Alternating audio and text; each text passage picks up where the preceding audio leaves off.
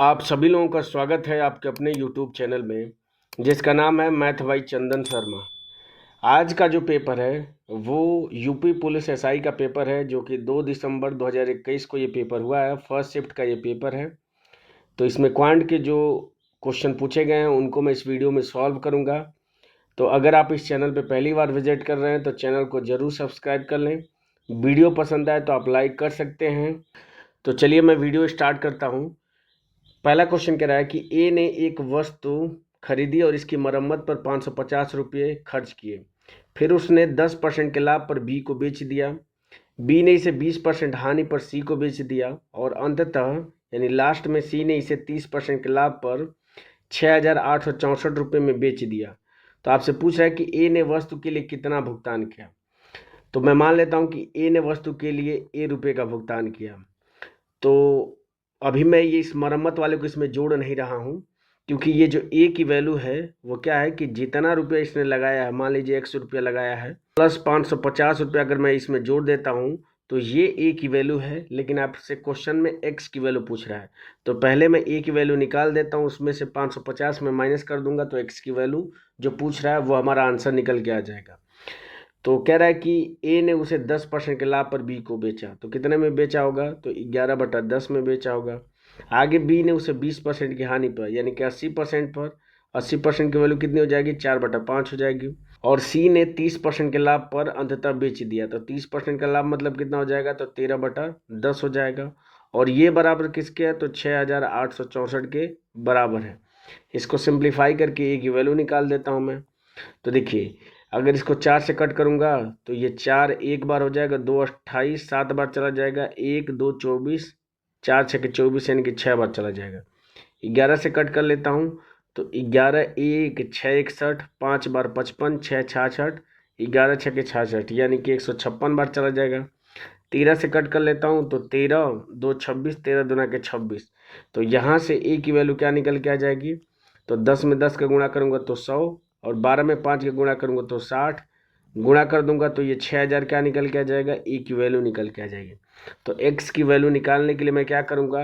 इसमें से 550 क्या करूँगा? माइनस कर दूंगा। तो माइनस कर दूंगा तो ये हो जाएगा 0, 10 में से 5 जाएगा 5 हो जाएगा, और यहाँ पे 9, 9 में से 5 जाएगा 4 हो जाएगा, और ये 5 हो जाएगा, यानी 5,450 इसका करेक्ट आंसर होगा, जो कि ऑप्शन नंबर किस में दिया हुआ है? डी में दिया हुआ है। बढ़ते हैं अगले क्वेश्चन पे। अगला क्वेश्चन कह रहा है कि 3600 के 50%, के 40%, के 30%, के 20% का मान कितना होगा? तो देखिए, 3600 का 50% वैसे तो इसका आधा होता है, लेकिन मैं इसको सॉल्व कर रहा हूँ बेसिक से। आधा यानी कि 1/2 कर दूंगा मैं। 40% यानी कि कितना हो जाएगा? 4/10 हो जाएगा। 30% यानी कि 3/10 हो जाएगा, और 20% यानी कि 1/5 हो जाएगा। इसको सॉल्व कर लेता हूँ तो देखिए, 0 से 0 आपका कैंसिल हो जाएगा। अब 5 में 2 का गुणा करूंगा तो 10 हो जाएगा। ऊपर गुणा कर लेता हूँ तो 4 3 12 हो जाएगा। 12 में 36 का गुणा करूंगा तो 12 6 के 72, 2 हो जाएगा 7, और 12 3 36, 36 और 7 कितना हो जाएगा? तो 43 हो जाएगा। 10 से भाग करेंगे तो एक स्थान पर दशमलव हो जाएगा, तो 43.2 इसका करेक्ट आंसर हो जाएगा, जो कि ऑप्शन नंबर बी में दिया हुआ है। बढ़ते हैं अगले क्वेश्चन पे। अगला क्वेश्चन कह रहा है कि 18% की छूट के बाद किसी मेज का विक्रय मूल्य 18,860 रुपये है। यदि क्रय मूल्य अंकित मूल्य का 60% है तो क्रय मूल्य कितना होगा, ये आपको रुपये में बताना है। तो मैं मान ले रहा हूँ कि अंकित मूल्य 100 है, तो क्रय मूल्य इसका 60% कितना हो जाएगा? तो 60 हो जाएगा। तो 60 क्या हो जाएगा? ये आपका सीपी हो जाएगा। आपसे क्या कह रहा है कि 18% की छूट के बाद से इसका विक्रय मूल्य 18,860 है। तो जब 100 पे 18% की छूट देगा, इसका मतलब 82% बचा होगा।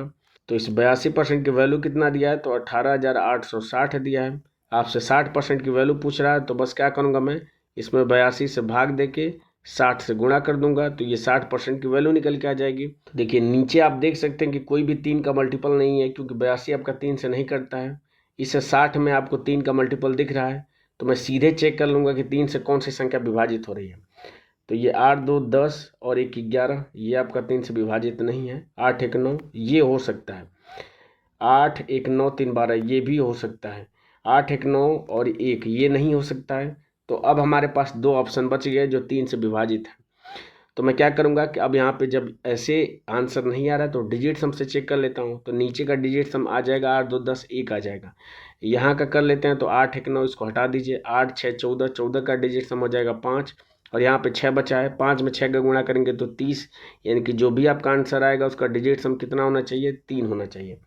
तो 8 और 1 9, इसका डिजिट सम 9 आ रहा है तो ये आंसर नहीं होगा। तो इस हिसाब से एक ही ऑप्शन बचा और यही इसका क्या हो जाएगा, करेक्ट आंसर हो जाएगा। आप चेक कर सकते हैं कि 8 1 9, 9 को हटा देंगे, 3 बचेगा तो इसका डिजिट सम 3 आ रहा है। तो आप ये तरीके सीखे रहिए, एग्जाम में बहुत काम आएंगे आपके। बढ़ते हैं अगले क्वेश्चन पे। अगला क्वेश्चन कह रहा है कि दिए गए प्रश्न का उत्तर देने के लिए निम्नलिखित आरेख का ध्यानपूर्वक अध्ययन कीजिए। ये नीचे आपको आरेख दिया हुआ है। आपसे क्वेश्चन पूछ कह रहा है कि आईटी और सीएसई विभाग के विद्यार्थियों की संख्या कितनी होगी। तो आईटी की कहाँ पे है, तो ये 16% हो गया, और सीएसई इसका कितना है, 19% है। दोनों को जोड़ेंगे तो 16 और 19 कितना आ जाएगा, तो 35% हो जाएगा। इस 35% की वैल्यू आपको बतानी है, और आपको 100% की वैल्यू दिया कितना है क्वेश्चन में, तो 100% की वैल्यू दिया है 14,400। तो यहाँ से मैं क्या करूँगा, 1% की वैल्यू निकाल दूंगा। तो 1% की वैल्यू कितनी हो जाएगी, 144 हो जाएगी। तो 35% की वैल्यू कितनी हो जाएगी, तो 144 इंटू 35 हो जाएगी। गुणा कर लेते हैं तो 35 दूना के 70 दूना के 140, यानी कि 0 हो जाएगा, 14 कैरी हो जाएगा। फिर 140 हो जाएगा, 150 और 4 54, यानी कि 154, यानी कि ये 4 हो जाएगा, 15 कैरी हो जाएगा। और 35 में 15 जोड़ेंगे तो कितना हो जाएगा, 50 हो जाएगा। तो 5040 क्या हो जाएगा, इसका करेक्ट आंसर हो जाएगा, जो कि ऑप्शन नंबर ए में दिख रहा है। बढ़ते हैं अगले क्वेश्चन पे। अगला क्वेश्चन कह रहा है कि तीन संख्याएं 19:21:23 के अनुपात में हैं। यदि तीसरी संख्या का 3 गुना और पहली संख्या तथा दूसरी संख्या के योगफल के बीच का अंतर 841 है, तो पहली और तीसरी संख्या के बीच का अंतर कितना होगा। तो पहली और तीसरी संख्या के बीच का अंतर कितना है, तो 23 में से अगर मैं 19 घटा दूं तो 4 अंतर है, यानी कि जो भी आपका आंसर होगा वह 4 का मल्टीपल होना चाहिए। तो देखिए लास्ट में इसका 26 है, ये आंसर तो नहीं होगा। इसके लास्ट में 46 है, ये आपका 4 से विभाजित नहीं होगा। देखिए इसके लास्ट में 36 है, तो ये विभाजित 4 से हो जाएगा, और इसके लास्ट में 16 है, यानी कि या तो ऑप्शन ए हो सकता है या तो ऑप्शन डी हो सकता है। अब मैं सॉल्व करता हूँ, तो मैं मान लेता हूँ कि यही संख्याएं हैं। तो कह रहे हैं कि तीसरी संख्या का 3 गुना, तो 23 का 3 गुना करेंगे तो कितना हो जाएगा, 69 हो जाएगा। पहली और दूसरी संख्या का योगफल, तो पहली और दूसरी संख्या का जोड़ेंगे तो कितना हो जाएगा, तो 20 20 40 हो जाएगा। इनका अंतर अगर मैं निकाल दूं तो कितना हो जाएगा, तो 29 हो जाएगा। और इस 29 की वैल्यू आपको दिया है क्वेश्चन में कितना है, तो 841 दिया है। तो यहाँ से मैं 1 की वैल्यू निकाल दूंगा, तो 1 की वैल्यू कितनी हो जाएगी, तो 841 और डिवाइडेड बाई 29 और इंटू कितना हो जाएगा, क्योंकि आपको 4 की वैल्यू ज्ञात करनी है तो 4 का क्या करूँगा, मैं गुणा कर दूंगा। बस इसको सॉल्व कर लेते हैं। तो देखिए सॉल्व अगर मैं करूँगा तो नीचे अगर मैं डिजिट सम से अगर चेक कर लेता हूँ तो नीचे का डिजिट सम हो जाएगा 2 हो जाएगा, ऊपर का हो जाएगा 8 1 9 4, 4 में 4 का गुणा करेंगे 16, 16 का डिजिट सम हो जाएगा 7 हो जाएगा, और नीचे 2 है। इसको 1 बनाने के लिए ऊपर नीचे 5 से गुणा कर लेता हूँ, तो ऊपर कितना हो जाएगा, तो 7 5 35 हो जाएगा, और नीचे कितना हो जाएगा, 1 हो जाएगा। 35 का डिजिट सम कितना हो जाएगा, तो 5 और 3 8, यानी कि जो भी आंसर आएगा उसका डिजिट सम 8 आना चाहिए। चेक कर लेता हूँ मैं, तो 6 3 9 1 आ रहा है, तो ये आंसर नहीं होगा। तो 6 1 7 1 8, इसका डिजिट सम 8 आ रहा है, तो यही इसका करेक्ट आंसर हो जाएगा। बढ़ते हैं अगले क्वेश्चन पे।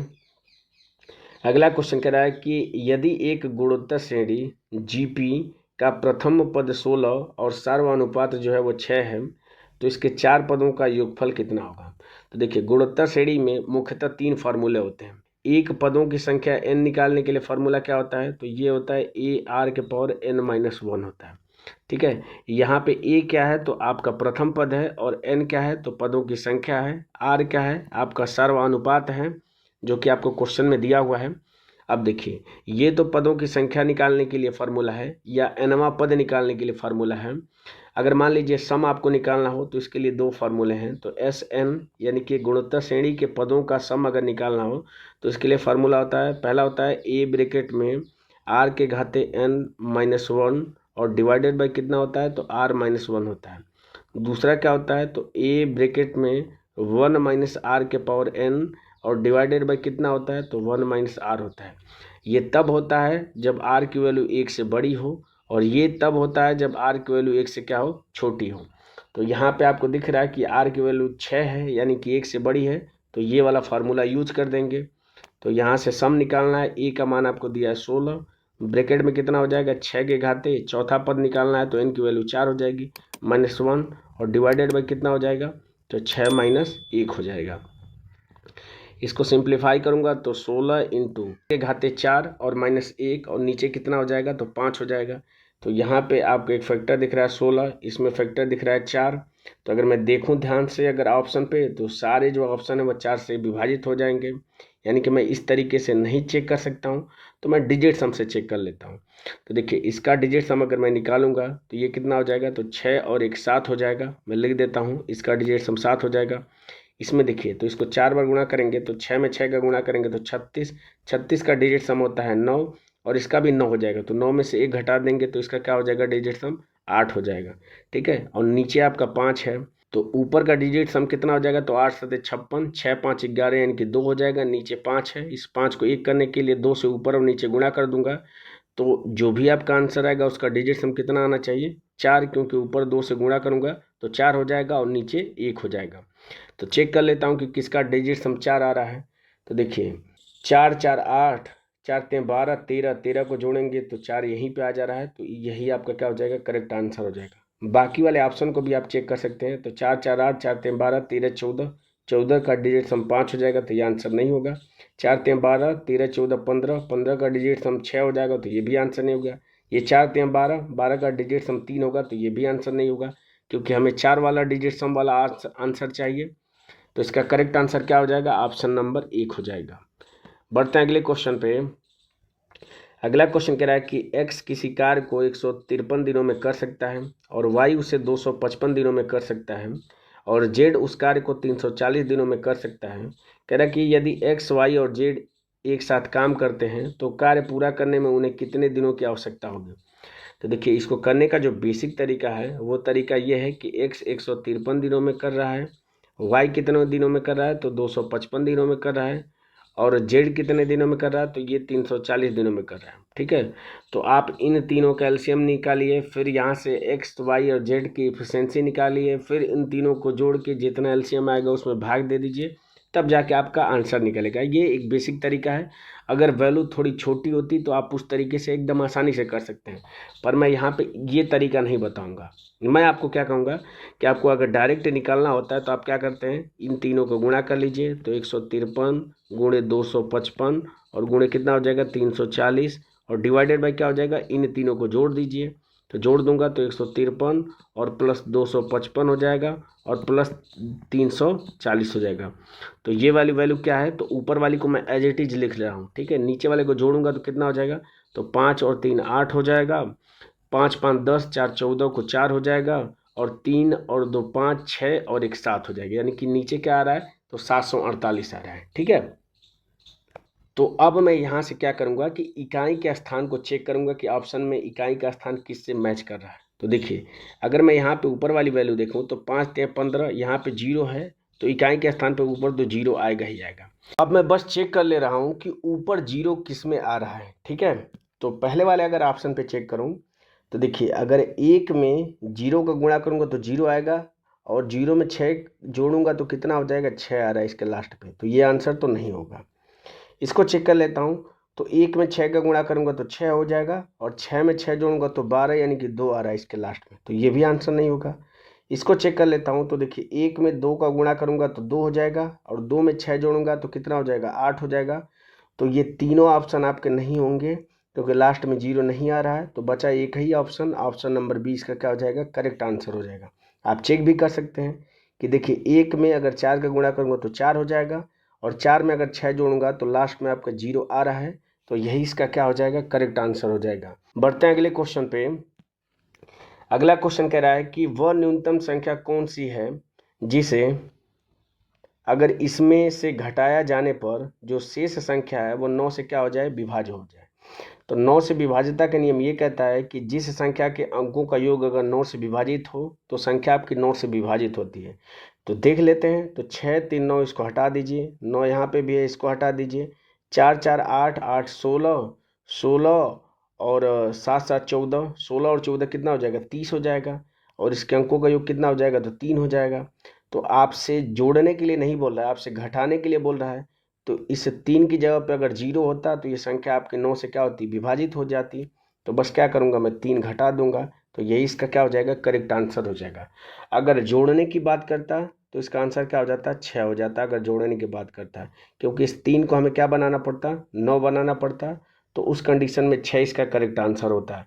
लेकिन यहाँ पे घटाने की बात किया है, तो क्या करेंगे हम, जो 3 आया है वही घटा देंगे, तो संख्या आपकी क्या हो जाएगी, 9 से विभाजित हो जाएगी। बढ़ते हैं अगले क्वेश्चन पे। अगला क्वेश्चन कह रहा है कि फिर से आपका आलेख का क्वेश्चन है, आपसे क्वेश्चन पूछ कह रहा है, ये आपका डायग्राम है, आप डायग्राम को देख सकते हैं। मैं डायरेक्ट क्वेश्चन पे आता हूँ। क्वेश्चन कह रहा है कि सर्वेक्षण किए गए महीनों के दौरान कितने सैनिटाइजर हज़ारों में बेचे गए।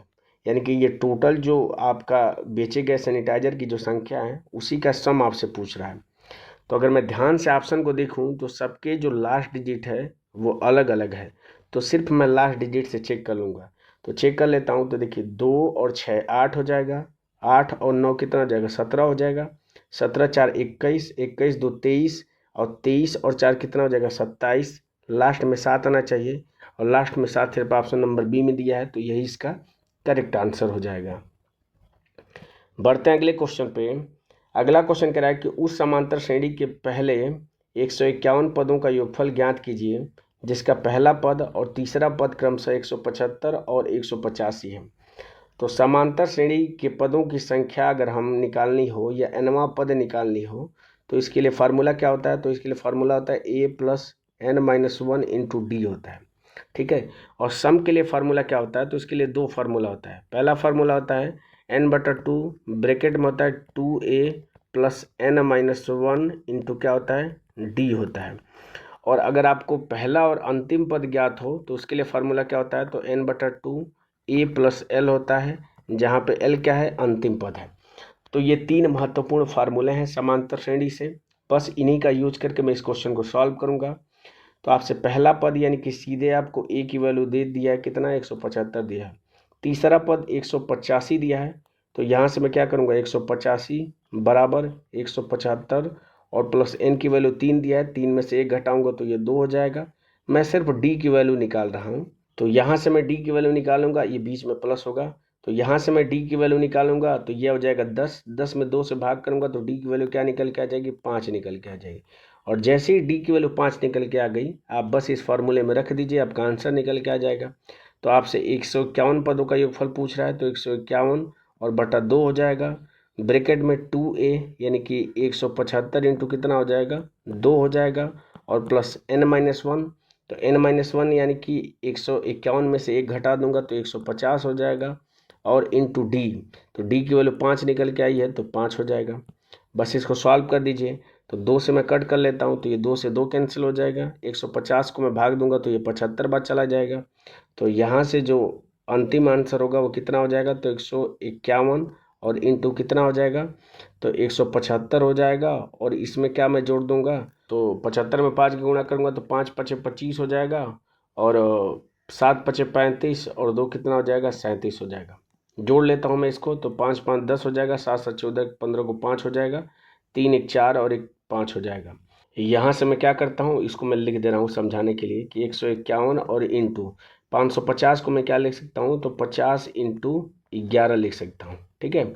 तो ये हो जाएगा 0 हो जाएगा, 5 एकम में 5 हो जाएगा, 5 पचे 25, 25 को 5 2 हो जाएगा, 5 एकम में 5 और 2 7 हो जाएगा।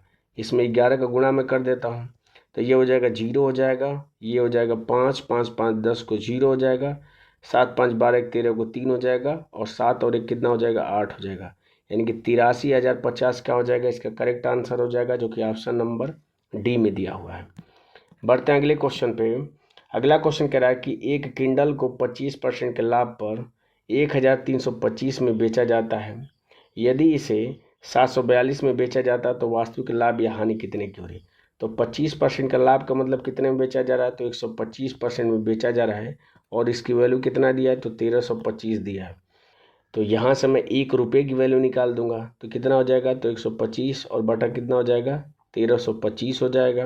ये परसेंटेज में है, जो भी आपका आंसर आएगा वो परसेंटेज में आएगा। अब कितने में बेचा जा रहा है, तो 742 में बेचा जा रहा है। तो 742 से मैं गुणा करके वैल्यू देख लेता हूँ कितनी आ रही है। तो अगर मैं इसको सॉल्व करूँगा तो ये हो जाएगा 25 5 125 हो जाएगा। इसको करेंगे तो 25 5 125 हो जाएगा। 7 75 25 75 हो जाएगा। यहाँ से मैं 53 से भाग दे देता हूँ तो कितनी बार चला जाएगा, तो एक बार।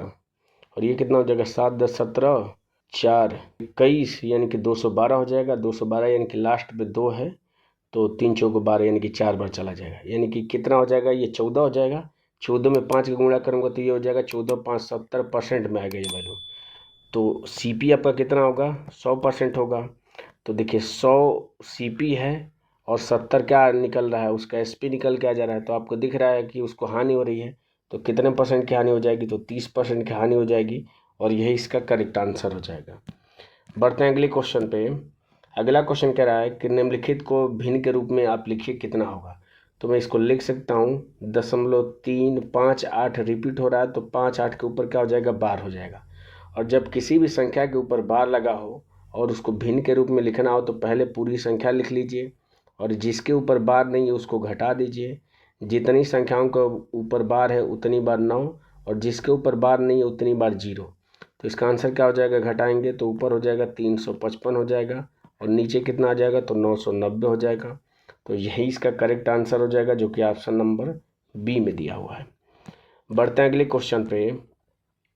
अगला क्वेश्चन कह रहा है कि 3 भागीदार A, B और C कुल रुपए 2,40,000 का निवेश करते हैं। वर्ष के अंत में लाभ के रूप में A को 15,000, B को 20,000 और C को 25,000 रुपये प्राप्त होते हैं। तो कह रहा है कि A और C द्वारा एक साथ कुल कितनी राशि का निवेश किया गया। तो जो भी आपको लाभ मिलता है वो जिस अनुपात में आपने पैसे लगाए हैं उसी अनुपात में आपको लाभ भी मिलता है। तो यहाँ से मैं अगर अनुपात निकाल दूँ लाभ का तो A अनुपात B अनुपात C कितना निकल के आ जाएगा, तो 15 अनुपात 20 अनुपात 25 निकल के आ जाएगा। इसको और सिंप्लीफाई कर लूँ तो 5 3 15 5 चौको 20 और 5 5 25 हो जाएगा। तो ये उनके लाभ का अनुपात निकल के आ जाएगा और यही उनकी निवेश की गई राशि का भी अनुपात हो जाएगा। तो आपसे A और C का एक साथ यानी कि 5 और 3 8 की वैल्यू आपसे पूछ रहा है। और यहाँ पे टोटल अगर मैं करूँ तो 5 4 9 3 12, इस 12 की वैल्यू कितना दिया है, तो आपको 2,40,000 दिया है। आपसे 8 की वैल्यू पूछ रहा है तो बस आप क्या करेंगे, तो यहाँ से 1 की वैल्यू अगर निकालेंगे तो दिख रहा है कि कितने गुना है, तो 20,000 गुना है। तो 8 की वैल्यू भी कितना हो जाएगी, तो 8 दूना के 16 हो जाएगी यानी कि 1,60,000 क्या हो जाएगा, इसका करेक्ट आंसर हो जाएगा जो कि ऑप्शन नंबर 2 में दिया हुआ है। बढ़ते हैं अगले क्वेश्चन पे। अगला क्वेश्चन कह रहा है कि जब एक धनात्मक संख्या n को 13 से विभाजित किया जाता है तब शेषफल 11 बचता है। यदि 26n को उसी भाजक द्वारा यानी कि 13 से विभाजित किया जाए तब शेषफल कितना होगा। तो n की कुछ भी वैल्यू हो, जब 26n को अगर मैं 13 से विभाजित करूंगा तो 26 आपका 13 से विभाजित हो जाता है। तो n की वैल्यू कुछ भी हो, जो आंसर होगा वो क्या हो जाएगा, शेषफल के रूप में 0 प्राप्त होगा जो कि ऑप्शन नंबर किस में दिया हुआ है, ए में दिया हुआ है। बढ़ते हैं अगले क्वेश्चन पे। अगला क्वेश्चन कह रहा है कि दिए गए प्रश्न का उत्तर देने के लिए निम्नलिखित आरेख का अध्ययन करें। आपसे क्वेश्चन पूछ कह रहा है कि E&I के विभाग में विद्यार्थियों की संख्या ज्ञात कीजिए। तो E&I क्या है, तो ये है और इसकी संख्या कितनी है, तो 17% है। इसे 17% की वैल्यू निकालनी है। तो यहाँ से 100% की वैल्यू आपको इतना दिया है तो 1% की वैल्यू कितनी निकल के आ जाएगी, तो 144 निकल के आ जाएगी। 17% की वैल्यू पूछ रहा है तो बस क्या करूँगा, मैं 144 में 17 का गुणा करूँगा तो 17 चौको 68 6 हो जाएगा। 17 चौको 68 और 6 74 को 4 हो जाएगा, 7 हो जाएगा और लास्ट में आपको 48 आपको सिर्फ ऑप्शन नंबर डी में दिख रहा है। तो यही इसका क्या हो जाएगा, करेक्ट आंसर हो जाएगा। आगे की कैलकुलेशन मैं नहीं करूँगा। बढ़ते हैं अगले क्वेश्चन पे। अगला क्वेश्चन कह रहा है कि 2 अलार्म घड़ियों में 144 सेकंड तथा 120 सेकंड के नियमित अंतराल पर अलार्म बजती हैं। यदि वे पहली बार एक साथ दोपहर के 6 बजे बजती हैं तो वे अगली बार एक साथ कब बजेंगी। तो सिंपल से आप क्या करिए कि इन दोनों का क्या निकाल दीजिए, एलसीएम निकाल दीजिए। तो इन दोनों का एलसीएम निकालेंगे तो 144 को मैं क्या लिख सकता हूँ, तो इसको मैं लिख सकता हूँ 12 × 12 लिख सकता हूँ। और 120 को मैं क्या लिख सकता हूँ, तो इसको मैं लिख सकता हूँ 12 × 10 लिख सकता हूँ। दोनों में 12 कॉमन दिख रहा है तो 12 हो जाएगा। 12 और 10 इन दोनों का एलसीएम कितना हो जाएगा, तो 60 हो जाएगा। तो ये क्या हो जाएगा, इन दोनों संख्याओं का इन दोनों संख्याओं का एलसीएम निकल के आ जाएगा। तो इतने सेकेंड बाद मिलती हैं। आपसे जो भी आंसर दिया वो मिनट में दिया है, तो सेकेंड को मिनट में बदलने के लिए 60 से भाग कर दूंगा। तो 60 से भाग करूंगा तो ये 60 से 60 कैंसिल हो जाएगा, यानी कि 12 मिनट बाद क्या हो जाएंगी, वो मिलेंगी। तो 6 बजे स्टार्ट हुआ था, तो 6:12 वो दोबारा मिलेंगी, जो कि ऑप्शन नंबर किस में दिया हुआ है, डी में दिया हुआ है। बढ़ते हैं अगले क्वेश्चन पे। अगला क्वेश्चन कह रहा है कि निम्नलिखित प्रश्नवाचक चिन्ह के स्थान पर कौन सा मान आएगा, ये आपको बताना है। तो मैं सिंप्लीफाई कर लेता हूँ। तो ये हो जाएगा 4 + 3 का स्क्वायर हो जाएगा 9 इंटू √5 का स्क्वायर करेंगे तो रूट हट जाएगा, 5 हो जाएगा। ये बराबर किसके हो जाएगा, तो x का मान निकालना है। √5 का स्क्वायर करूँगा तो ये 5 हो जाएगा और प्लस 191 हो जाएगा। इन दोनों को जोड़ूंगा तो 9 × 5 = 45 और 4 कितना हो जाएगा, 49 हो जाएगा।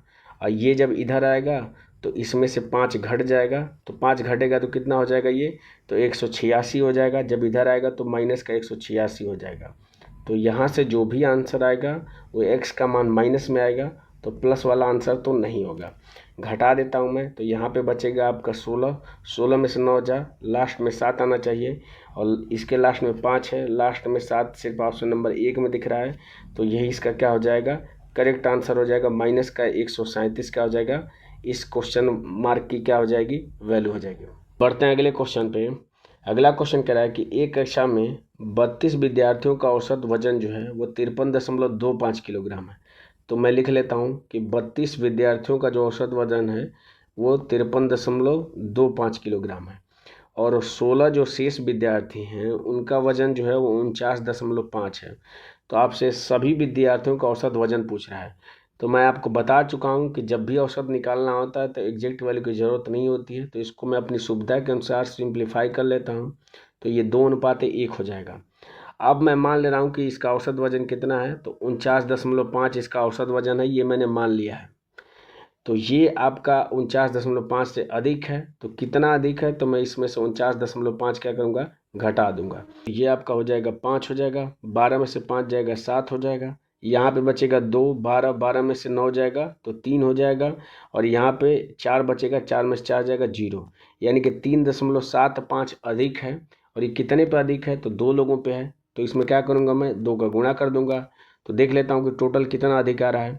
तो 5 दूना के 10, 7 दूना के 14, 1 15 को 5 हो जाएगा, 3 दूना के 6 और 1 7, यानी कि 7.5 अधिक है। अब ये 7.5 कितने लोगों में बटेगा, तो ये टोटल जो विद्यार्थियों की संख्या है 3 है, तो 7.5 को 3 लोगों में मैं बांट दूंगा। तो कितनी बार चला जाएगा, तो ये 2.5 बार चला जाएगा। यानी कि जो भी हमने औसत माना था वो औसत 49.5 न हो के उससे 2.5 अधिक आना चाहिए।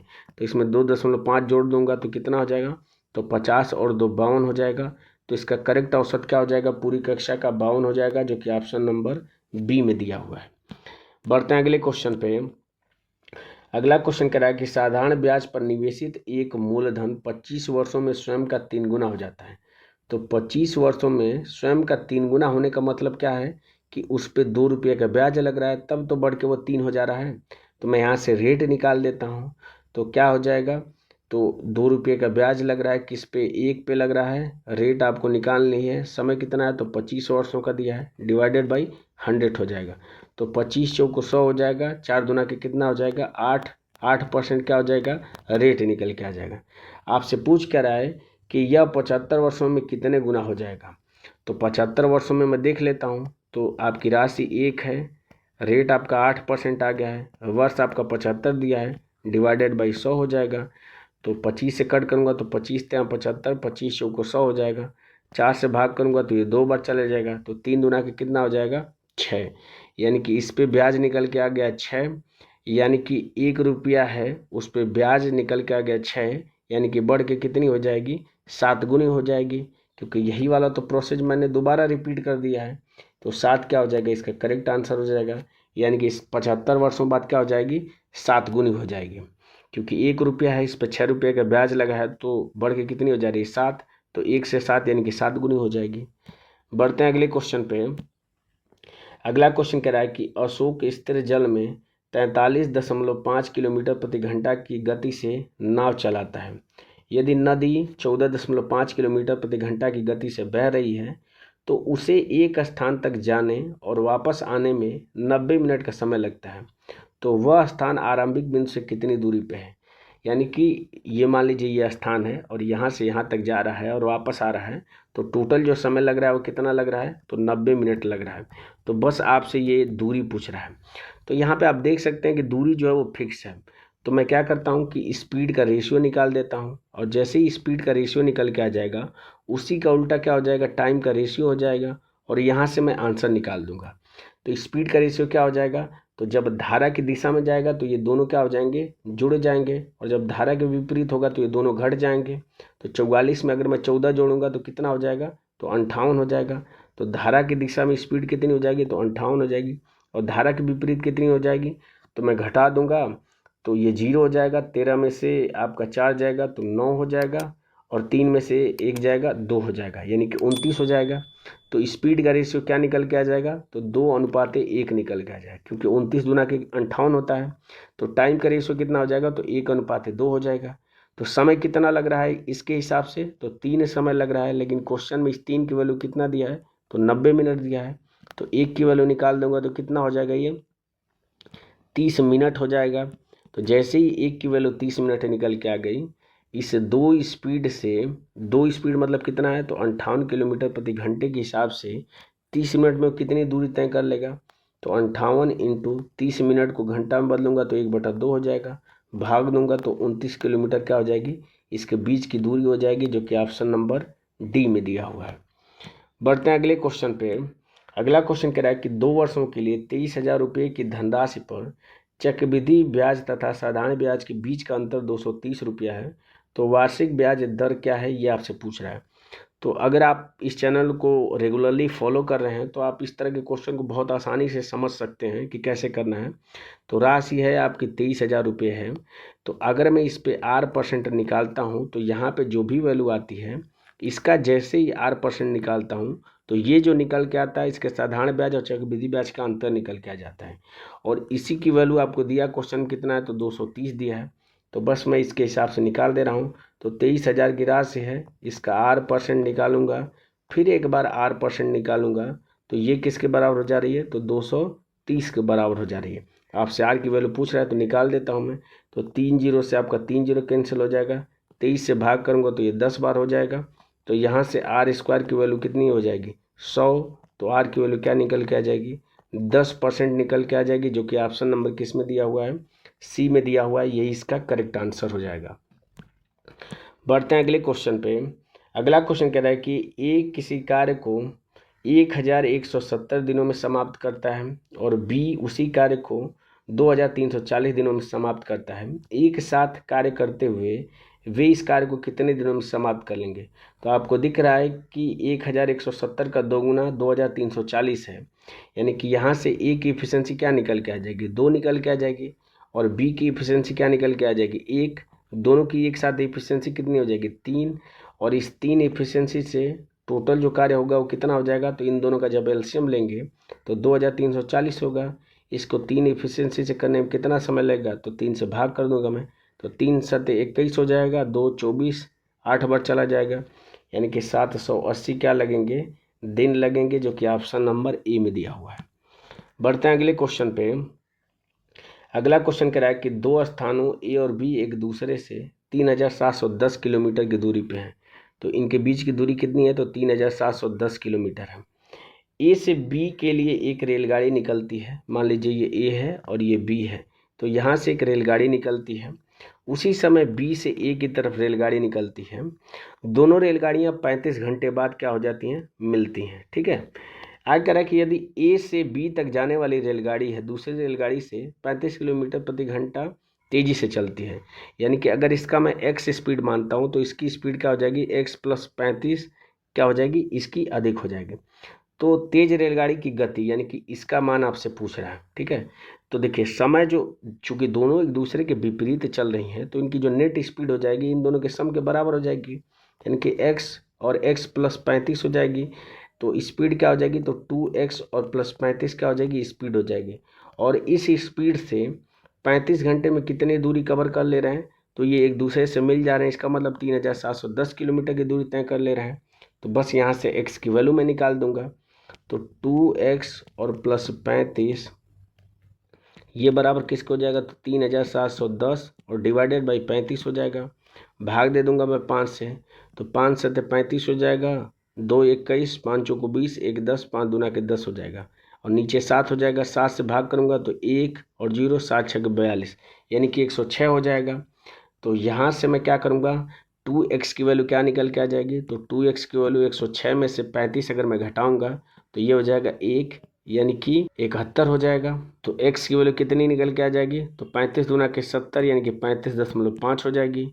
आपसे इसकी वैल्यू पूछ रहा है तो दोनों को जोड़ दूंगा मैं, तो 35.5 प्लस 35 जोड़ूंगा तो 70.5 क्या हो जाएगा, इसका करेक्ट आंसर हो जाएगा, जो कि ऑप्शन नंबर डी में दिया हुआ है। बढ़ते हैं अगले क्वेश्चन पे, और ये इस वीडियो का लास्ट क्वेश्चन है। क्वेश्चन कह रहा है कि उस शंकु का वक्र पृष्ठीय क्षेत्रफल ज्ञात कीजिए जिसकी त्रिज्या 13 सेंटीमीटर और तिर्यक ऊंचाई 21 सेंटीमीटर है। तो शंकु का वक्र पृष्ठीय क्षेत्रफल कितना होता है, तो पाई आर एल होता है। पाई की वैल्यू आपको लेनी है 22/7, आर की वैल्यू आपको दिया है 13 और तिर्यक ऊंचाई की लेंथ दिया है 21। सिंप्लीफाई करूँगा तो 7 तिया 21 हो जाएगा। अब 13 तिया 39 हो जाएगा, 39 दूना के 78 हो जाएगा। 78 में 11 का गुणा मैं कर लूँगा तो ये हो जाएगा 8, 8 7 15 को 5 हो जाएगा, और 7 और 1 कितना हो जाएगा 8, यानी कि 858 क्या हो जाएगा, इसका वक्र पृष्ठीय क्षेत्रफल हो जाएगा, जो कि ऑप्शन नंबर सी में दिया हुआ है। तो इस तरीके से यूपीएसआई का जो पेपर हुआ था 2 दिसंबर को फर्स्ट शिफ्ट में, उसमें क्वांट के जो महत्वपूर्ण क्वेश्चन पूछे गए थे उनको मैंने इस वीडियो में सॉल्व किया है। मुझे उम्मीद है कि ये वीडियो आपको इन्फॉर्मेटिव लगी होगी, अच्छी लगी होगी। अंत तक बने रहने के लिए वीडियो में आपका धन्यवाद। मिलते हैं आपसे अगले पेपर में अगली वीडियो के साथ, तब तक के लिए जय हिंद और बाय।